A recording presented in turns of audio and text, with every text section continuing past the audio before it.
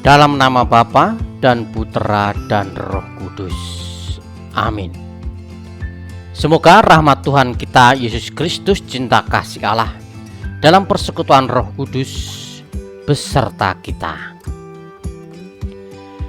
Bapak, Ibu, saudara-saudari yang terkasih dalam nama Tuhan, setiap bulan September gereja mengajak kita untuk melakukan pendalaman kitab suci, baik secara kelompok maupun secara pribadi. Namun di tengah merebaknya wabah COVID-19 ini, pertemuan kelompok secara tatap muka tidak memungkinkan demi mencegah penularan virus tersebut. Dengan video ini kami berharap kita semua tetap bisa melakukan pendalaman kitab suci, baik secara kelompok maupun secara pribadi, yang dilaksanakan tentu secara virtual. Semoga iman kita tetap tumbuh dan berkembang di tengah situasi sulit yang kita hadapi ini, sambil tetap berharap mohon pertolongan Tuhan, semoga pandemi ini cepat berlalu. Bapak, Ibu, saudara-saudari yang terkasih, tema umum yang diangkat dalam bulan kitab suci nasional tahun 2021 ini adalah Yesus, sahabat perjalanan kita. Dan pada pertemuan pertama ini kita akan mendalami subtema Yesus, sahabat bagi mereka yang putus asa. Marilah kita satukan hati untuk memulai pendalaman ini sambil memohon pencerahan Roh Kudus agar kita dimampukan untuk memahami firman Tuhan.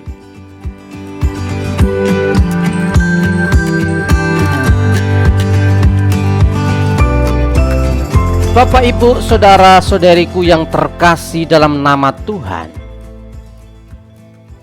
dalam hidup yang kita jalani, saya yakin bahwa kita semua pernah merasa takut.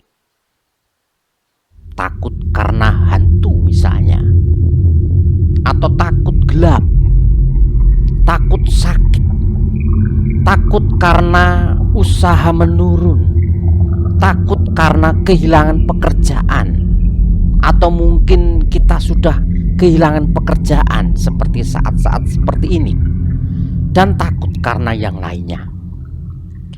Pada kesempatan ini kita diajak oleh gereja untuk menyadari bahwa Tuhan tidak pernah meninggalkan kita.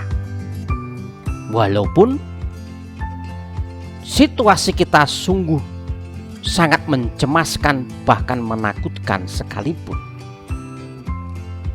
Yesus bersabda, "Tenanglah, aku ini, jangan takut."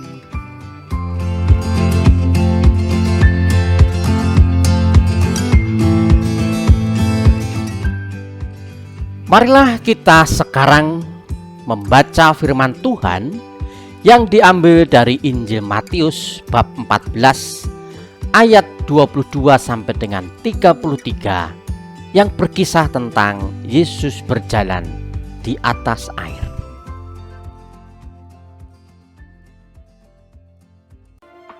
Sesudah itu Yesus segera memerintahkan murid-muridnya naik ke perahu dan mendahuluinya ke seberang.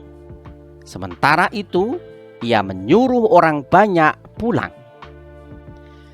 Dan setelah orang banyak itu disuruhnya pulang, Yesus naik ke atas bukit untuk berdoa seorang diri. Ketika hari sudah malam, ia sendirian di situ.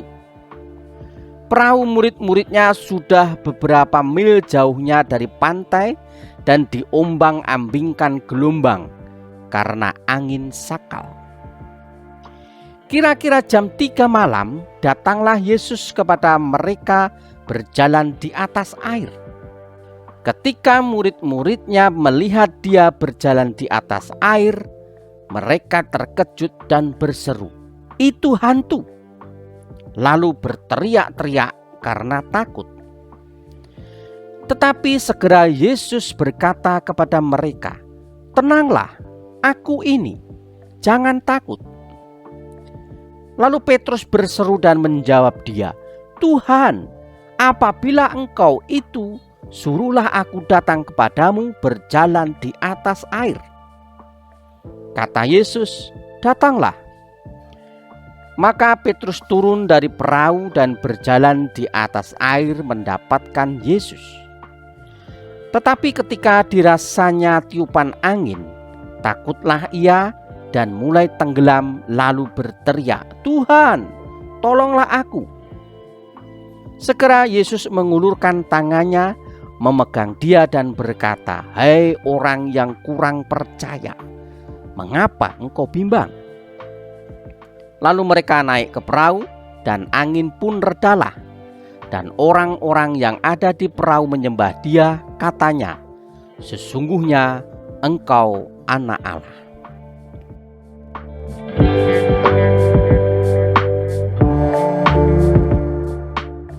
Bapak, Ibu, saudara-saudari yang terkasih dalam nama Tuhan, Injil Matius dengan yakin menegaskan kehadiran Allah yang hadir di tengah-tengah umatnya bisa dirasakan dalam diri Yesus Kristus. Kehadiran tersebut dapat dirasakan dalam kata-kata, ajaran, teladan, karya mukjizat, penderitaan, wafat, dan kebangkitan Tuhan Yesus. Bagi Injil Matius, Bapak Ibu, Yesus adalah tanda nyata dari Allah yang hadir, Allah yang menyertai kita. Di sini dikatakan bahwa Yesus adalah Immanuel. Marilah Bapak Ibu kita mendalami bacaan yang tadi kita baca bersama. Bacaan ini mengisahkan Yesus naik ke sebuah bukit untuk berdoa setelah peristiwa ia membuat mukjizat, memberi makan orang banyak hanya dengan 5 roti dan 2 ikan.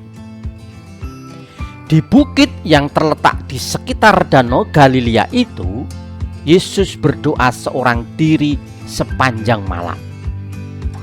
Yesus berdoa untuk menjalin komunikasi dengan Bapanya yang menjadi sumber kekuatan bagi Yesus dalam menjalankan misi pengutusannya, yaitu mewartakan kerajaan Allah.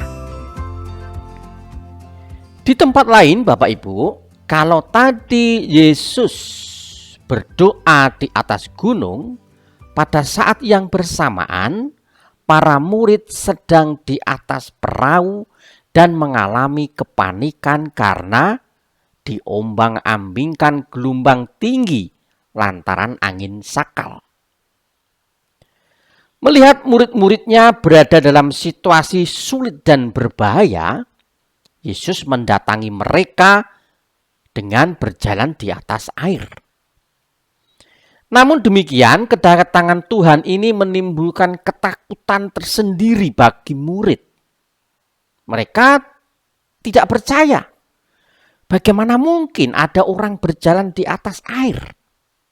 Mereka kemudian mengira melihat hantu. Dalam situasi inilah Yesus memperkenalkan dirinya, "Tenanglah, aku ini, jangan takut." Dengan mengatakan "aku ini" atau dalam pengertian luas "aku beserta kalian", Yesus memberikan kekuatan bagi mereka yang sedang berada di tengah badai. Ia hadir dan memberi mereka semangat untuk menghadapi badai tersebut. Melalui perkenalan ini, Yesus menegaskan dirinya sebagai anak Allah yang datang mendekati dan menyertai para murid yang sedang berada dalam situasi sulit dan berbahaya yang tadi disimbolkan dengan gelombang laut yang tinggi. Yesus seperti seorang sahabat sejati, sebab ia mendatangi, menenangkan, dan menyertai murid-muridnya yang berada dalam situasi sulit tersebut. Bapak Ibu yang dikasihi Tuhan, menanggapi perkenalan diri Yesus tersebut, Petrus yang mewakili para murid berkata, "Tuhan, apabila Engkau itu, suruhlah aku datang kepadamu berjalan di atas air." Kata-kata ini menyiratkan keraguan-raguan Petrus, tetapi juga sekaligus menunjukkan iman Petrus. Lalu kita ketahui Yesus menyuruh Petrus datang. Petrus pun turun dari perahu dan berjalan di atas air untuk mendapatkan Yesus. Namun Bapak Ibu, ketika merasakan tiupan angin, Petrus menjadi panik, takut, dan mulai tenggelam. Dia lalu berseru minta tolong kepada Yesus, "Tuhan, tolonglah aku." Seruan minta tolong ini sebenarnya merupakan ungkapan iman di tengah ketakutan. "Tuhan, tolonglah aku." Permohonan Petrus kemudian dikabulkan Yesus yang lalu mengulurkan tangannya dan memegang muridnya itu supaya tidak semakin tenggelam. Pengalaman para murid melihat Yesus berjalan di atas air, melihat Yesus memanggil Petrus untuk datang kepadanya dengan berjalan di atas air, melihat Yesus mengulurkan tangannya untuk menyelamatkan Petrus yang hampir tenggelam, dan melihat Yesus meredakan angin sakal, membuat para murid mengakui dan menyembah Yesus sebagai anak Allah. Di ayat yang ke-33, dikatakan, "Sesungguhnya Engkau anak Allah."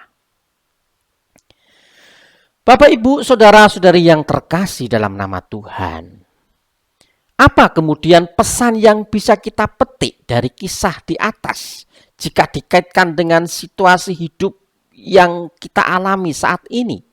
Persoalan dan kesulitan hidup yang pernah atau mungkin sedang kita alami terkadang membuat iman kepercayaan kita kepada Tuhan menjadi goyah.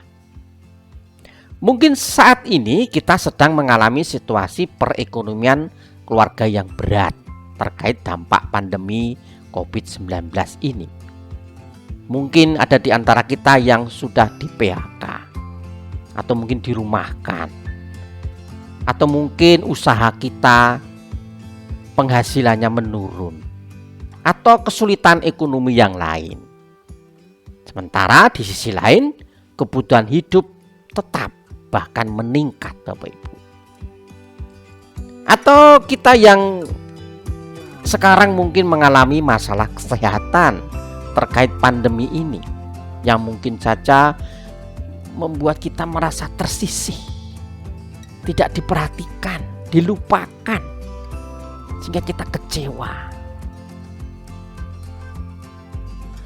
Dalam situasi seperti itu, sebagai manusia, wajar jika kita kemudian merasa panik dan takut, sebagaimana para murid yang diombang-ambingkan gelombang dan mungkin iman kita hampir tenggelam karena persoalan dan kesulitan hidup itu. Bercermin dari kisah yang kita baca di atas, ada satu hal yang perlu kita lakukan untuk mengatasi ketakutan itu, yaitu kita perlu bertransformasi, Bapak Ibu. Transformasi atau perubahan rupa. Dalam kisah tadi, Petrus bertransformasi dari orang yang panik dan takut lalu menjadi pribadi yang menyerupai Yesus. Petrus bisa berjalan di atas air.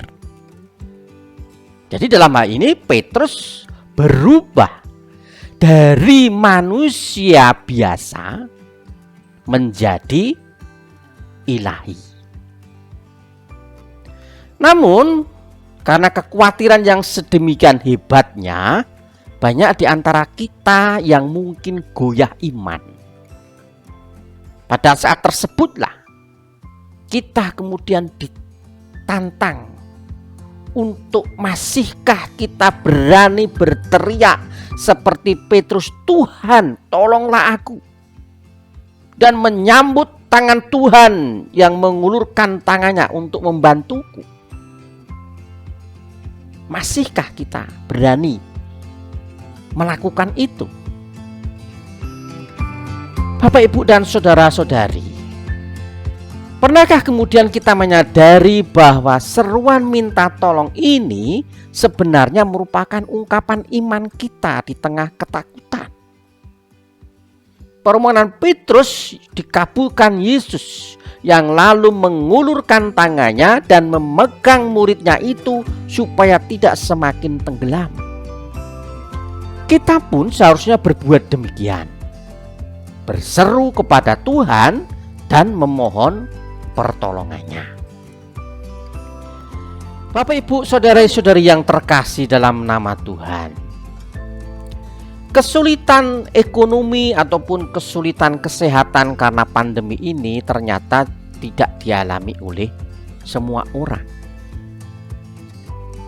Bagi kita yang tidak mengalami kesulitan ini, sebenarnya firman yang kita baca ini mengajak kita untuk menjadi uluran tangan Tuhan. Sebenarnya firman ini memanggil kita untuk menjadi saluran berkat Tuhan bagi mereka yang mengalami kesulitan hidup. Ada banyak cara agar kita menjadi uluran tangan Tuhan. Kita bisa membawa mereka yang kesulitan di dalam doa-doa kita. Selain itu, kita bisa membagikan rezeki yang kita terima bagi mereka yang membutuhkan. Atau mungkin kita menjadi koordinator dalam gerakan sosial kemasyarakatan. Atau mungkin cara-cara yang lain yang Bapak Ibu mungkin akan lebih tahu sendiri. Jika kita telah melakukannya, maka sebenarnya kita sudah menjadi manusia yang bertransformasi dari manusiawi menjadi yang ilahi. Dengan demikian kita menjadi tanda yang nyata Yesus yang adalah sahabat perjalanan bagi mereka yang putus asa. Demikianlah Bapak, Ibu, dan saudara-saudari pendalaman kita akan sabda Tuhan yang kita dalami hari ini. Yesus adalah sahabat perjalanan kita, terutama bagi kita yang putus asa dan berbeban berat. Sabda ini harus kita realisasikan dalam hidup kita, agar mereka yang saat ini putus asa dan berbeban berat tidak semakin tenggelam. Kita harus mampu menjadi uluran tangan Tuhan bagi mereka yang putus asa dan berbeban berat. Semoga setelah pendalaman ini kita bisa melakukan firman ini di dalam hidup kita, baik itu di dalam lingkungan kita, di dalam komunitas basis kita, ataupun di tingkat paroki di mana kita tinggal. Semoga Tuhan memberi kita kedamaian.